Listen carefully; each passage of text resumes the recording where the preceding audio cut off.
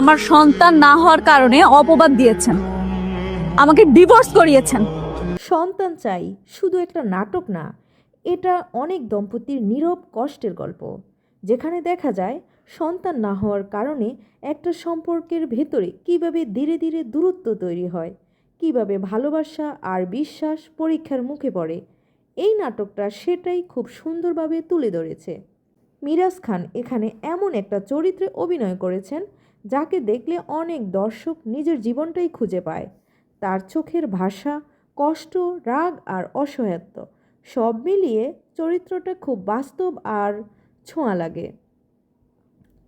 অনন্যা ইসলাম এই নাটকে একজন নারীর নীরব কষ্টকে দারুণভাবে ফুটিয়ে তুলেছেন।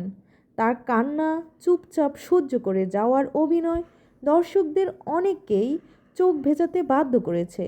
অনেকে মনে করেন মিরাজ অনন্যা জুটিটা এই নাটকে খুব স্বাভাবিক আর বাস্তব লেগেছে। লামহা আনসু এখানে অনেক ধরনের ইমোশন এনেছেন। লামহা আনসু এখানে আরেক ধরনের ইমোশন এনেছেন। তার অভিনয়ে আছে আলাদা এক ধরনের নরম অনুভূতি, যা নাটকের গল্পকে আরও গভীর করে তোলে। অনেক দর্শক মনে করেন লামহা মিরাজ জুটিতে একটা আলাদা ইমোশনাল কানেকশন আছে। তাই এখন প্রশ্নটা একটাই, মিরাজ খানের সঙ্গে কাকে বেশি মানায়, অনন্যা ইসলাম নাকি লামহা আনসু? কমেন্টে জানান আপনার মতামত। আপনার কাছে কোন জুটিটি হৃদয়ে ছুঁয়েছে? লাইক, শেয়ার আর সাবস্ক্রাইব করতে ভুলবেন না।